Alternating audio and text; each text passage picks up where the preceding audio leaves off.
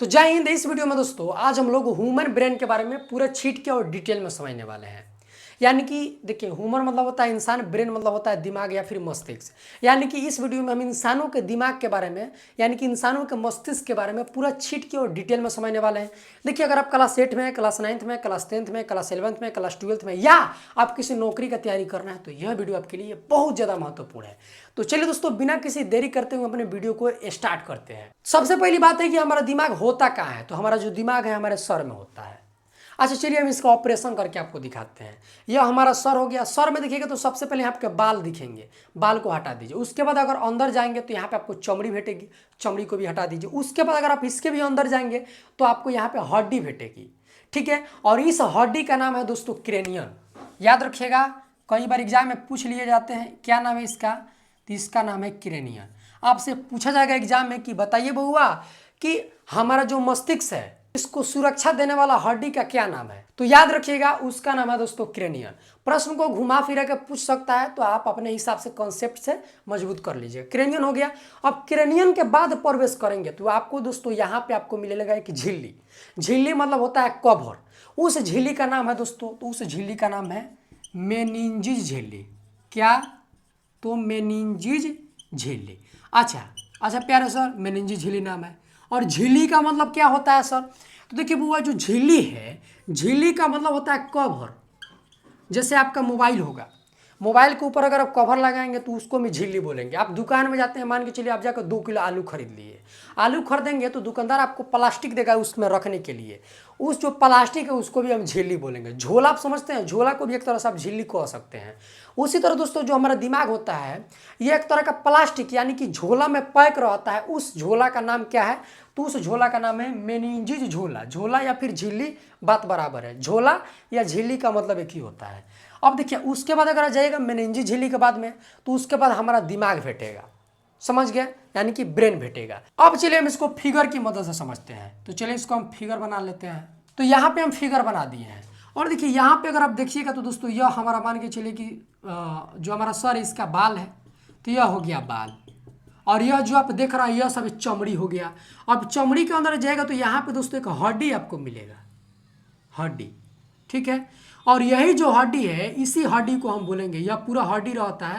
हालांकि पतला बना दिए, यहाँ पे पूरा, यहाँ से लेकर पूरा आपको यहाँ तक इतना मोटा आपको हड्डी भेटेगा। और दोस्तों यह जो हड्डी है इस हड्डी का क्या नाम है? तो इसी हड्डी का नाम है क्रेनियन। और यह जो क्रेनियन नाम का हड्डी है यह 8 हड्डियों से मिलकर बना हुआ होता है। काफ़ी ज़्यादा मजबूत होता है। देखिए हमारा जो दिमाग है यह बहुत ज़्यादा कोमल अंग है, बहुत जरूरी अंग है। शरीर का सबसे जरूरी अंग हमारा ब्रेन यानी कि दिमाग है। अगर सबसे जरूरी है तो उसको सुरक्षा देने के लिए भी कोई ना कोई चाहिए, तो सुरक्षा देने के लिए यह आता है। जैसे हमारा मोदी जी है तो मोदी जी बहुत देश के लिए बहुत ज़्यादा जरूरी है भाई, तो उनको सुरक्षा देने के लिए कोई ना कोई चाहिए। तो सुरक्षा देने के लिए हम एसपीजी लगा देते हैं, एनएसजी लगा देते हैं, तो उनका बॉडीगार्ड हो गया। उसी तरह हमारे ब्रेन का बॉडीगार्ड कौन हो गया? तो यहाँ पे यह हो गया क्रेनियन नाम का हड्डी, ठीक है। उसके बाद दोस्तों यहाँ पे अगर आप नीचे आएंगे, काम करते हैं हम दूसरा कलर का भी मार्कर का यूज करते हैं ताकि आपको समझने में आसानी हो। उसके बाद अगर आप इसमें आएंगे तो यहाँ पे आपको झिल्ली भेटेगी। यहाँ पे बहुत पतला रहती है, हालांकि बहुत मोटा बता रहे हैं बनाकर ताकि आपको अच्छे हो समझाने, आपको समझने में आसानी हो। यहाँ पे आपको एक झिल्ली भेटेगी, पतली रहती है, बहुत ज़्यादा पतली रहती है। इस झिल्ली का दोस्तों नाम क्या है? तो इसी झिल्ली को हम बोलते हैं मेनिंजिस झिल्ली। और उसके बाद दोस्तों यहाँ पे आपका पूरा मिलाकर रहता है ब्रेन। यहाँ पर मान के चलिए यह आपका ब्रेन हो गया यानी कि दिमाग हो गया, ठीक है। छोटा बना दिए, बड़ा समझ लीजिए। यहाँ पे यहाँ से लेकर यहाँ तक आपका पूरा, यहाँ का यानी कि यहाँ तक भी रहता है, हम नॉर्मली बता रहे हैं। तो यहाँ पे आपका दिमाग हो गया। और देखिए यह जो हमारा दिमाग है और यहाँ पे जो हमारा ब्लू वाला मेनिंजिस झिल्ली है, देखिए यह हो गया बाल, यह हो गया हमारा चमड़ी, और यह जो आप देख रहे हैं यह हो गया हमारा क्रेनियन नाम का हड्डी। उसके बाद यह हो गया मेनिंजिस झिल्ली, और यहाँ पे आप देखिएगा तो यह हो गया दिमाग। अब देखिए मेनिंजिस झिल्ली और दिमाग के बीच में यहाँ पर जो गैप आप देख रहे हैं इसमें एक द्रव भरा होता है, यानी कि लिक्विड भरा हुआ रहता है, एक तरह का आप कह सकते हैं रसायन रहता है। इसका दोस्तों नाम क्या है? तो इसको हम बोलते हैं सेरिब्रोस्पाइनल। इससे क्या होता है दोस्तों? तो इससे बहुत ज़्यादा हमारे दिमाग को और भी सुरक्षा मिल जाती है। दिमाग सूखता नहीं है, दिमाग अच्छे से काम कर पाता है। जिसके दिमाग में यह थोड़ा ज़्यादा रहता है, दिमाग तेज थोड़ा रहता है, इससे अच्छा रहता है यार। अगर मान के चलिए नहीं रहे तो दिमाग एक तरह से कह सकते हैं कि उतना ज़्यादा गीला नहीं रहेगा, धीरे धीरे सूखने लगेगा, तो फिर मज़ा नहीं आएगा। हालांकि आप जानते हैं कि ब्रेन में ब्लड है, लेकिन अगर यह भी द्रव इसमें है तो और भी अच्छा रहेगा ना भाई। अच्छा, इसमें भी भरा हुआ रहता है, यहाँ पर भी पूरा भरा हुआ रहता है, और दिमाग के अंदर जहाँ पे खाली जगह है वहाँ पर भी दोस्तों यहाँ पर ये कभी कहीं कहीं भरा हुआ रहता है। तो याद रखिएगा, तो आपसे एग्जाम में पूछा जाएगा कि बताइए हमारे दिमाग में कौन सा द्रव भरा हुआ रहता है, तो याद रखिएगा सेरिब्रोस्पाइनल। या आपसे पूछ ले कि मेनिंजी झिल्ली और हमारे दिमाग के बीच में कौन सा द्रव भरा हुआ रहता है, तो याद रखिएगा सेरिब्रोस्पाइनल। तो इस बात को समझ गया, कहीं भी दिक्कत नहीं है जी सर, सब समझ गया। तो इतना आप समझ गया। अच्छा, जो हमारा दिमाग है यह दोस्तों न्यूरॉन नाम के कोशिका से बना हुआ रहता है। हमारा जो दिमाग है यह कैसा कोशिका से बना हुआ रहता है, उस कोशिका का नाम क्या है, तो उस कोशिका का नाम है न्यूरॉन कोशिका। तो इस बात को आप समझ गए, यानी कि न्यूरॉन सेल। देखिए हमारा जो पूरा बॉडी है यह पूरा कोशिका से मिलकर बना है, यानी कि सेल से मिलकर बना है। आप कहेंगे कि प्यारे सर कोशिका कौन सी है, हमारा आज तक ले नहीं बुझाया। दोस्तों आप कोशिका को एक तरह से कीड़ा भी कह सकते हैं, यानी कि हमारा देहिया जो है ना एकदम छोटा छोटा कीड़ा से मिलकर बना, एकदम छोटा छोटा कीड़ा। और दिमाग किस कीड़े से मिलकर बना है, देखिए समझाने के लिए बता रहा था कि आपको समझने में आसानी हो। तो यह दिमाग भी कीड़े से मिलकर बना हुआ है। तो उस कीड़े का नाम क्या है, तो उस कीड़े का नाम हम रख दिए न्यूरॉन। याद रखिएगा। और न्यूरॉन कोशिका का दोस्तों एक बहुत खास विशेषता है कि इसमें ससुरा कोशिका विभाजन पाया ही नहीं जाता है। क्या, तो न्यूरॉन जो है यहाँ पे कोशिका, इसमें जो है कोशिका विभाजन नहीं पाया जाता है। अब आप लोग कहिएगा कि ये प्यारे सर कोशिका विभाजन कौन सी है, हमारा समझाना दीजिए, मजा आ जाएगा। कोशिका विभाजन को अंग्रेजी में हम क्या बोलेंगे, तो कोशिका को बोलते हैं सेल, विभाजन को क्या बोलेंगे, तो विभाजन को बोलेंगे हम डिवीजन। इसका मतलब है कि हमारे ब्रेन पर अगर चोट लग जाए तो इसका मतलब है कि वह ठीक नहीं होगा, क्योंकि कोशिका विभाजन का मतलब होता है कि पुनर्आपूर्ति। यानी कि अगर मान के चलिए देखिए चोट लगेगा तो इसका मतलब है कि वहाँ का जो कोशिका है वहाँ का कोशिका मर जाएगा। इसका मतलब यही हुआ, अगर आप यहाँ पर रगड़ना दिए तो बहुत सारा कोशिका मर गया होगा, बहुत सारा कीड़ा मर गया होगा। भले आपको नहीं दिख रहा है, कोशिका को आप ऐसे नंगी आँखों से नहीं देख सकते हैं। उसी तरह जो हमारा दिमाग, इस पर चोट लगेगा तो बहुत सारा कीड़ा मर जाएगा। इसमें मार दे, अभी ऐसे मारे ना बहुत सारा इसमें कोशिका जो है मर गया होगा। उसी तरह दिमाग में भी बहुत सारा कोशिका मर गया होगा। और ससुरा न्यूरॉन कोशिका का विशेषता है कि एक बार अगर मरना गया तो दोबारा ही पैदा नहीं होगा। और याद रखिएगा अगर पैदा नहीं होगा तो यह धीरे धीरे क्या होगा कि आपका समस्या बढ़ाता जाएगा। और इसका तो एक फिक्स लिमिट है भाई कि हमको भाई इतना सारा कीड़ा चाहिए तब हम दिमाग को एक पुनः अच्छे से चला पाएंगे, दिमाग अच्छे से चलेगा। अब दिमाग में का कीड़ा मर गया, मान के चलिए कि इतना दिमाग में कीड़ा है, समझाने के लिए इतना दिमाग में कीड़ा है, यानी कि दिमाग में दिमाग इतना कोशिका से मिलकर बना है, चोट लग गया, इतना कोशिका मर गया, इतना कोशिका घट गया ना। अब इससे क्या होगा कि ये धीरे धीरे जो हमारा दिमाग है काम करना बंद कर देगा। और इस तरह अगर दिमाग काम करना बंद किया तो हमारा मृत्यु गारंटी है कि हो जाएगा। तो कोशिका विभाजन का मतलब यही है कि पुनर्आपूर्ति नहीं हो पाएगा, यानी कि दोबारा नहीं बन पाएगा। जबकि यहाँ पे अगर आप काट दे, यहाँ पर अगर चोट लग जाए तो यहाँ पर भी कोशिका है, लेकिन ये कोशिका का ससुरा विशेषता अगर एक बार मरना जाएगा तो बाकी का कोशिका इस कोशिका को फिर से बना सकता है, मिलकर पैदा कर देगा। पैदा समझते हैं ना, मिलकर पैदा कर देगा तो फिर कोशिका यहाँ पे फिर से धीरे धीरे ठीक हो जाएगा। लेकिन दिमाग में चोट लग गया ठीक है नहीं होगा। इस बात को आप समझ गए होंगे। अब इसको आप और भी अच्छे से समझे। मान के चलिए कि यह व्यक्ति है और हम रड लाए और इसके सर पे मार दिए, सर पे मारे तो गारंटी है कि इसका क्रेनियन जो हड्डी इस पे चोट लग गया है, ठीक है। और भी हुमचा के मार दिए तो ये गारंटी है कि जो मेनिंजी झिल्ली इस पे चोट लग गया। और एक बउआ याद रखिएगा एक बात, अगर मेनिंजी झिल्ली पे चोट लगना गया तो यहाँ पे आपको एक बीमारी होती है जिस बीमारी का नाम है मेनिंजाइटिस। बहुत महत्वपूर्ण प्रश्न है, इस बात को याद रखिएगा। मेनिंजी झिल्ली पर जब चोट लगता है या फिर इन्फेक्शन होता है उस बीमारी को हम क्या बोलते हैं, मेनिंजाइटिस। तो इस बात को भी आप लोग अच्छे से याद रखिएगा। अगर मेनिंजाइटिस हो गया तो बचने का जो संभावना है 1% भी नहीं है, गारंटी है कि आदमी का मृत्यु हो जाएगा। और भी हुमचा के मार दिए, और भी कचकचा के और ही हुमचा के हम मार दिए, हुमचा के मार देना तो जो सेरिब्रोस्पाइनल है ये तो द्रव भाई क्या कर पाएगा, इससे कुछ होगा।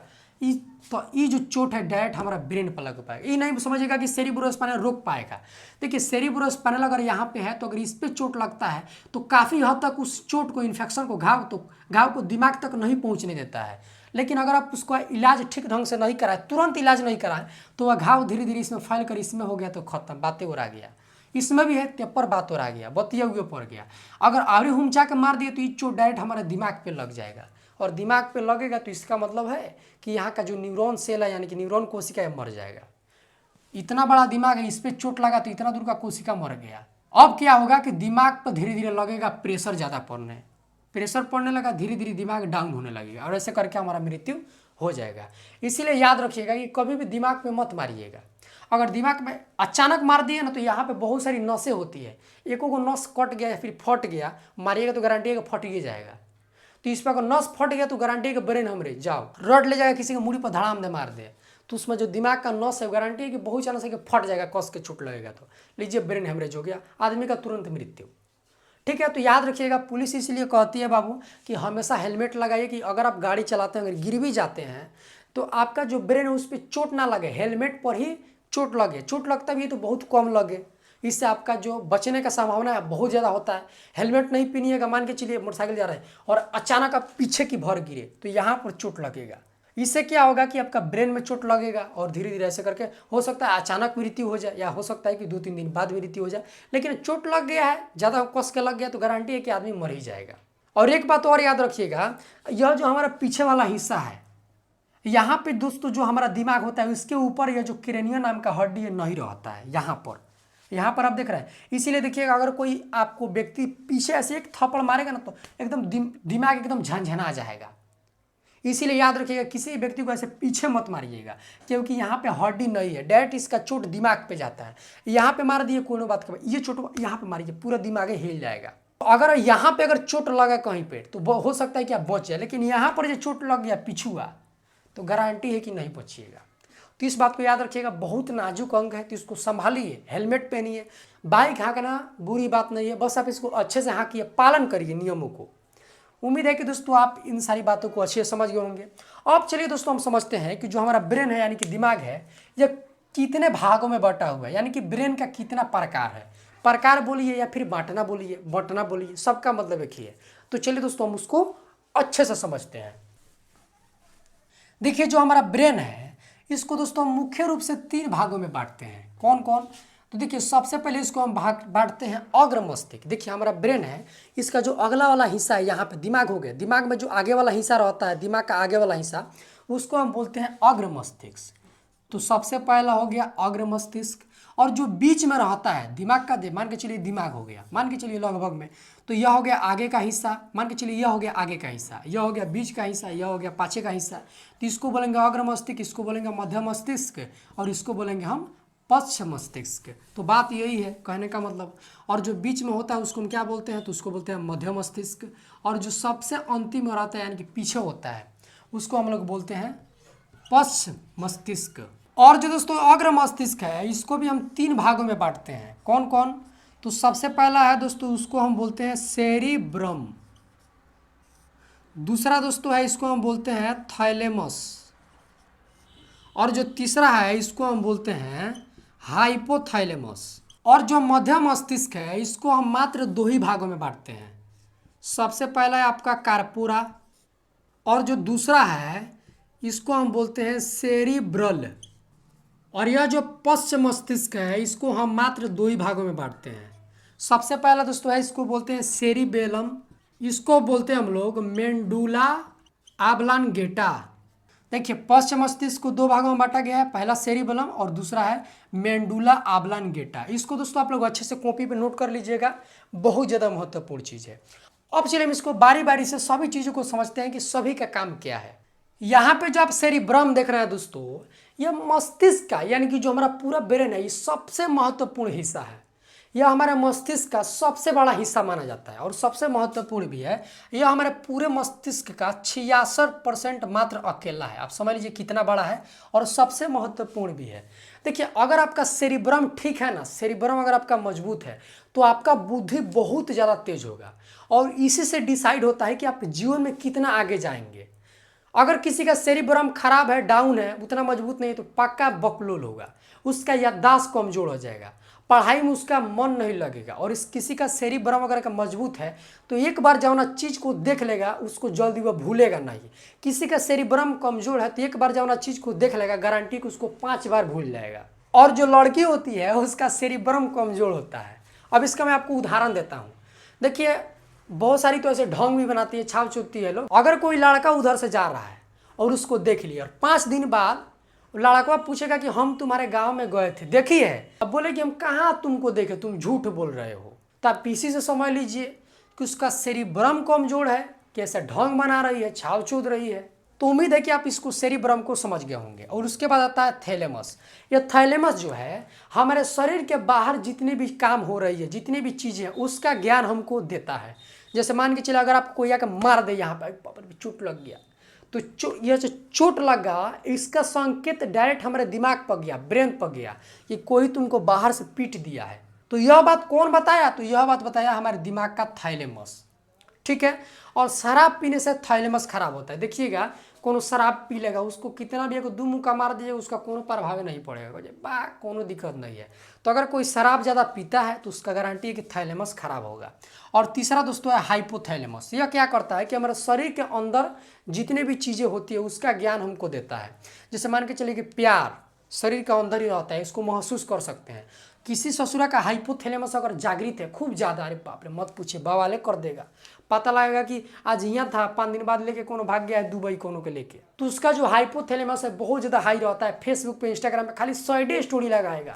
और जो हाइपोथैलेमस है भूख का ज्ञान देता है कि भूख लगा है कि नहीं। कोनो कोनो बक ले लो अगर थाई नहीं रहता है कि उसको भूख लगा है कि प्यास लगा है, उसका पेट दर्द करेगा तो आके कहेगा अपने मम्मी से कि ये माँ हमार पेटवा बड़ी दुखाता, हमरा भूख लागल बा कि हमरा मैदान लागल बा। उ ससुरा का बुझेबे नहीं करता है कि हमरा गैस भइल बा। तो हाइपोथैलेमस बहुत ज़्यादा यह भी महत्वपूर्ण है। और देखिए लड़कों का हाइपोथैलेमस बहुत ज़्यादा एक्टिव रहता है, इसलिए लड़का चक्कर पकड़ ज़्यादा करता है, यानी कि एने ओने ज़्यादा करता है। अगर यहाँ पे खड़ा है कोनो लड़का, कितना भी सादा लड़का होगा, मैं गारंटी देता हूँ यहाँ से कोनो लड़की गुजर जाए, भले हो सकता है कि वहाँ पे अगर उसके लड़की गुजरी है तो लड़की का बापो वहाँ पे खड़ा होगा तो भले पूरा नहीं देखेगा, लेकिन यहाँ पे खड़ा है तो गारंटी हैंगे देखेबे करेगा, हाँ हाँ जा रही है। अगर वही कोनो लड़की है यहाँ पे खड़ी है और मान के चलिए खूब बढ़िया लड़का गुजर गया, शाहरुख खान गुजर गया, सलमान खान गुजर गया, कोनो प्रभाव नहीं पड़ेगा। हालांकि ये बात अलग है कि कुदुक को देखने पड़ जाएगी, लेकिन हाँ उसका जो हाइपोथैलेमस होता है वो कम होता है, यानी कि कम जागृत होता है। इसीलिए लड़की चक्कर पकड़ तन का कम ही करती है, लेकिन अगर चक्कर पकड़ पर उतर गई तो बाप रे ब्रह्मांडे का विनाश कर देगी। और देखिए जो हाइपोथैलेमस है, ज़्यादा अगर आप तेल मसाला वाला चीज़ खाते हैं, गर्म चीज़ खाते हैं, तो इससे और भी ज़्यादा यह जागृत होता है, यानी कि एक्टिव होता है। इसीलिए साधु संत देखिएगा तेल मसाला, लहसुन प्याज जो होता है ना, इससे भी हाइपोथैलेमस बहुत ज़्यादा एक्टिव होता है। तो ज़्यादा लहसुन का चोखा और प्याज का कचरी तचरी मत खाइएगा, हाइपोथैलेमस एक्टिव होगा, फिर चक्कर पकड़ चालू, पढ़ाई बंद। साधु लोग देखिएगा तो लहसुन प्याज नहीं खाते हैं लोग, हालांकि बहुत ऐसा साधु है, खुद हमारे गाँव के साधु के बात बता रहे हैं, वो लहसुन प्याज खाने में एकदम माहिर है। तो कुछ लोग ऐसे बहर जाते हैं। अगर आप बाबा जी देख रहे हैं कि साधु संत है लहसुन प्याज खा रहे हैं तो राम रहीम के श्रेणी में आप गारंटी है कि जाएंगे। तो इस बात को आप लोग अच्छे समझ गए। अब चलिए हम मध्य मस्तिष्क को देखते हैं। यह दोस्तों 2 भागों में बटा होता है, पहला होता है कार्पोरा, दूसरा होता है सेरिब्रल। यह जो कार्पोरा है यह देखने और सुनने में मदद करता है। अगर मान के चलिए अगर आप देखे हैं तो उसका जो ज्ञान सबसे तेज कौन देगा? तो आपका कार्पोरा देगा। और किसी चीज़ को सुन रहे हैं तो अच्छे से सुनेंगे तो सुनने के बाद उसका संकेत दिमाग में जाएगा ना, क्योंकि दिमाग से हर एक चीज़ कंट्रोल होता है। हमारा दिमाग का कंप्यूटर हमारा ब्रेन है, तो उसके पास सिग्नल आएगा। तो अगर आपका यह जो कार्पोरा है अच्छे से काम करेगा, ठीक ठाक होगा, तो आप अच्छे से सुन भी पाएंगे। तो ये बहुत ज़्यादा महत्वपूर्ण होता है। और तीसरा जो सबसे अंतिम आता है आपका होता है पश्च मस्तिष्क। यह दोस्तों इसको 2 भागों में बांटते हैं, पहला सेरिबेलम, दूसरा है मेंडुला ऑब्लांगेटा। और जो सेरिबेलम है इसका दोस्तों काम है हमारे शरीर के संतुलन को बनाना। जब हम छोटे होते हैं तो उस समय जो हमारा सेरिबेलम है ये उतना ज़्यादा एक्टिव नहीं होता है, लेकिन जैसे जैसे हम बड़े होते हैं तो ये एक्टिव हो जाता है। देखिएगा छोटा बच्चा का इसीलिए देखिएगा उसका शरीर एक जगह अस्थिर नहीं रहेगा, खड़ा करा दीजिएगा ढह जाएगा, है ना खड़ा करके पीछे ही में उलट जाएगा, है ना खड़ा करेगा ठस दे बैठ जाएगा। तो उसका जो है सेरिबेलम एक्टिव नहीं रहता है। पियक्कड़ लोगों का देखिएगा तो ज़्यादातर सेरिबेलम ही खराब होता है, क्योंकि पी लेंगे देखिएगा कहेंगे कि अरे पूरा रोड हमार है। और बिहार का तो बातें मत करिएगा, पी लिएगा। और बिहार का तो बातें नहीं है, बिहार में लोग जो पियक्कड़ होते हैं वो क्या कर लेते हैं और देसी दारू मार लेते हैं। देसी दारू पीने के बाद अरे बाप रे बड़ी नशा चढ़ता है जी, कहते हैं कि पूरा रोड, तो कहते हैं कि पूरा जिले हमार है। इसलिए देखिएगा जो शराब पीते हैं उनका हाथ हुआ देहिया बड़ी थरथराएगा, देखिएगा। हालांकि जो शराब नहीं भी पीते उनका भी थरथराता है, वो अलग बात है। लेकिन अगर कोई शराब पीता है तो देखिएगा कुछ एज के बाद उनका हाथ गोड़ जो है थरथराने लगेगा। क्यों थरथराने लगा? काहे कि सेरिबेलम जो उसका डाउन हो गया है, इस कारण भी ऐसा होता है। और दूसरा है दोस्तों मेंडुला ऑब्लांगेटा, यह हमारे मस्तिष्क का सबसे पिछला हिस्सा है। देखिए यहाँ पे आपको कन्फ्यूजन हो सकता है, आपसे एग्जाम में पूछेगा कि हमारे मस्तिष्क का पिछला हिस्सा कौन है, तो याद रखिएगा पश्च मस्तिष्क। अगर ऑप्शन में मेंडुला ऑब्लांगेटा भी दिया तब भी सही, लेकिन अगर ऐसे पूछ दे कि सबसे पिछला हिस्सा, तो याद रखिएगा मेंडुला ऑब्लांगेटा। तो इस बात को आप लोग अच्छे से याद रखिएगा। इसका काम क्या है? तो दोस्तों यह हमारे शरीर के मेरुरज्जु से जुड़ा हुआ था, यानी कि स्पाइनल कॉर्ड से जुड़ा हुआ रहता है। स्पाइनल कॉर्ड कहाँ रहता है? तो यहाँ से लेकर पूरा यहाँ तक रहता है, रीढ़ के हड्डी में रहता है स्पाइनल कॉर्ड। इसमें 31 जोड़ी नसें रहती है। तो यह इसका काम क्या होता है? तो हमारे शरीर में देखिए जितना भी संकेत होगा वह स्पाइनल कॉर्ड 31 जोड़ी नस है, तो इससे ही सब जाएगा, स्पाइनल कॉर्ड से ही होते हुए हमारे मस्तिष्क में जाता है। और मस्तिष्क में किस हिस्से में जाता है? तो मेंडुला ऑब्लांगेटा में ही जाता है। और यह क्या करता है? धीरे धीरे मस्तिष्क के सब हिस्से को धीरे धीरे बांट देता है कि तुम अगर कहीं पे प्यार का महसूस हुआ है तो सबसे पहले इसको मिलेगा, और ये धीरे धीरे बांट को इसको भेज देगा कि ले भाई ये प्यार वाला है तो तू संभाल। कोई चिवटी काट लिया बाहर से है तो कहेगा कि ले भाई तोर काम है मध्यमस्ती तो तू संभाल। तो उम्मीद है दोस्तों कि आप लोग अच्छे समझ गए होंगे कि ब्रेन के बारे में। तो दोस्तों अगर आपको समझ में आ गया है तो कमेंट कर दीजिएगा कि हाँ प्यारे सर बहुत बढ़िया समझ में आ गया। तो दोस्तों आज के लिए इतना ही, फिर मिलते हैं अगले किसी खास वीडियो में। तब तक के लिए जय हिंद, वंदे मातरम, हंसते रहिए, मुस्कुराते रहिए।